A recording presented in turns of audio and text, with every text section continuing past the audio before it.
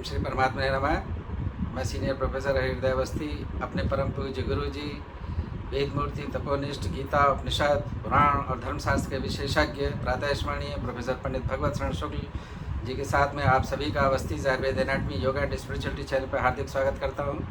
गुरु जी हम लोग को सांख्य कारिकाएँ सिखा रहे हैं। आज 46वीं कारिका है, उसका अर्थ समझने के लिए गुरु जी की तरफ चलते हैं। नमोस्तुनन्ताय सहस्रमूर्तये सहस्रपादाक्षि शिरोरुबाहवे सहस्रनाम्ने पुरुषाय शाश्वते सहस्रकोटिधारिणे नमः। कृष्णाय वासुदेवाय हरये परमात्मने प्रणतक्लेशनाशाय गोविंदाय नमो नमः। इस चैनल से संबद्ध सभी विद्वद्गण, सभी जिज्ञासु छात्रवृंद, सहृदय सज्जन वृंद एवं इस चैनल के संस्थापक तथा प्रबंधक आचार्य हृदय अवस्थी जी, आप सभी का इस सांख्य शास्त्र विचार परंपरा में स्वागत है। आज बुद्धि के धर्मों और धर्मादि जो 8 भाव हैं और जिनका समास और व्यास से जो मोक्ष को चाहने वाले ऐसे हैं, उनके जो ध्येय हैं, जो उपादेय हैं, उन सभी को दिखलाने के लिए इस समय पर सर्वप्रथम जो है उस समास को बताया जा रहा है कि वह समास भाव क्या है, उसके विषय में चर्चा होगी।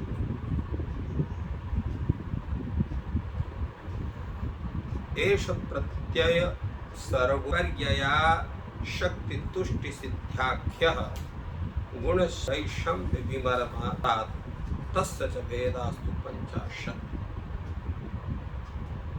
तात्पर्य यह है कि बुद्धि के जो है ये 4 परिणाम होते हैं: विपर्य, अशक्ति, तुष्टि और सिद्धि। विपर्यया शक्ति तुष्टि सिद्धाख्य एष प्रत्यय सर्ग। प्रत्यय सर्ग अर्थात बुद्धि के ये 4 सृष्टि है, 4 उसके परिणाम। गुण वैषम्य विमर्तात् तस्य च भेदास्तु 50। किंतु उसी के गुणों के न्यूनाधिक्य से गुण वैषम्य और विमर्दात परस्पर परिभव होने के कारण उसके 50 भेद होते हैं। इन सब के विषय में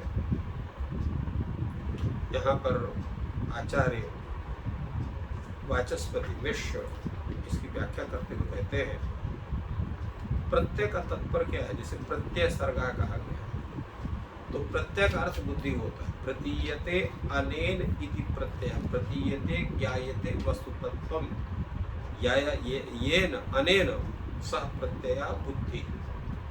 तस्य सर्गा बुद्धे सर्गा, बुद्धि का सर्ग, बुद्धि की सृष्टि वो क्या है? वो 4 है, जैसे बताया गया, विपर्य, अशक्ति, तुष्टि और सिद्धि। तो ये विपर्य क्या है? तो तत्र विपर्ययः अज्ञानम अविद्या सापि बुद्धि धर्म। विपर्य का अर्थ होता है अज्ञान। विपर्य माने अज्ञान। तो अज्ञान उसको कह सकते हैं, अविद्या भी उसी कहते हैं। तो अज्ञान या अविद्या ये भी बुद्धि की ही धर्म है। बुद्धि में ही जब हम किसी विषय को तत्काल ग्रहण कर लेते हैं तो ज्ञान हो जाता है। प्रयास करने के बावजूद उसको ग्रहण नहीं कर पाते हैं तो अज्ञान रहता है। तो ये बुद्धि का ही धर्म है। जानना न जानना, किसी चीज के प्रति उसका पूर्ण परिचय होना या पूर्ण परिचय प्रयत्न होने पर भी न हो पाना, तो ये दोनों बुद्धि के ही धर्म है। इसी प्रकार अशक्ति, अशक्ति क्या है? अशक्ति ही अपि करण वैकल्य हेतु का बुद्धि धर्म है।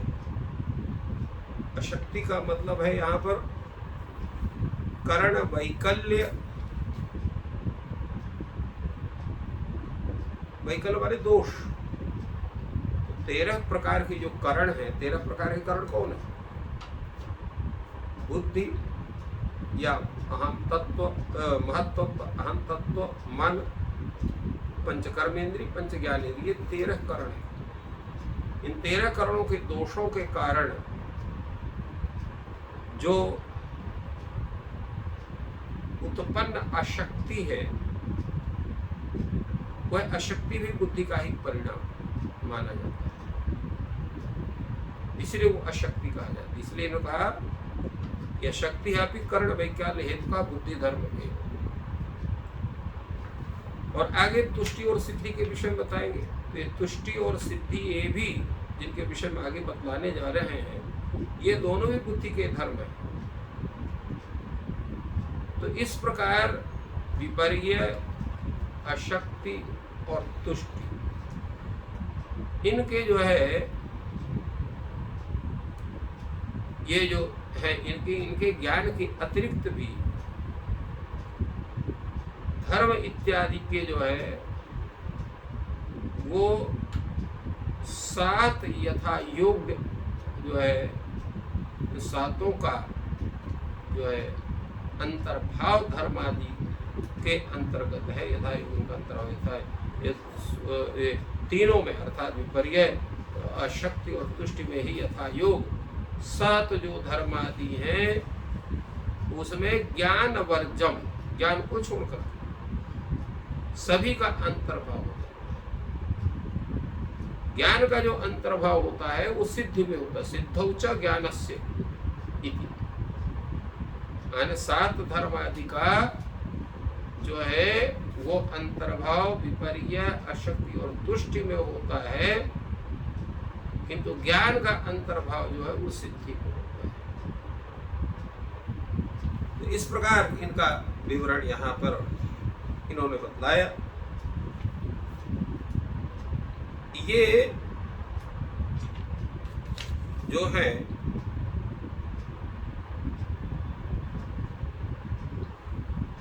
ये बुद्धि के धर्म जिनकी चर्चा अभी हुई, ये समास रूप में इनका विचार हुआ और व्यास रूप में भी विचार हुआ। तस्य च भेदास्तु 50, इनके जो भेद है सम्मिला जैसे बतलाया गया था, इनके सबके भेद जो है वो गुण वैषम्य और विमर्द के कारण, अर्थात गुण जो है गुण न्यूनाधिक के कारण, परस्पर अभिभव के कारण 50 भेद इनके होते हैं।